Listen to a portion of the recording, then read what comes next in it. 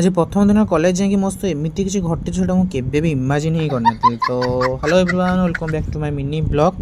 तो ये सकाल सकाल बाहर पड़े जावाई। तो आज थी मोर फास्ट डे कॉलेज, से मुझे लेट कराया चाहूँ एक्चुअली बस नहीं आउ। तो से सकाल सकाल 6:30 बाहर थे। एपटे आम बाहुबली सार देखाई से ट्यूशन जाके एपटे आसी मोबाइल टी कौन हो देखी पार्थ मो बस आसाला। बस आसला फाइनाल आम जाए पहुँच जाइए बस स्टाण्ड। बस स्टाण्ड मुझे डायरेक्ट चल चल ही जाइए, किसी क्लिप नहीं। डायरेक्ट पहुँची कॉलेज पहुँचला बुझाझ कला जाना पाइल +3 पिलांकर ऑफिस खोला हम भाई 10टार। मुझे एक्चुअली जाए पहुँची कॉलेज 8टार। भाई 8टार 10टा 2 घंटा कॉलेज बस बस मोर अवस्था ही खराब हो आज। तो जहाँ भी हो पचर बस बुझा बसार फलटा पाई जाए बुझाबुझी कर सब आसगली।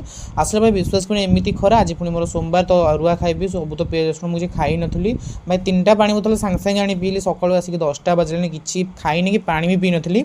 तो देखी पड़ते मुँह मोर पूरा नाली टह टह पड़ जाइए खरारे।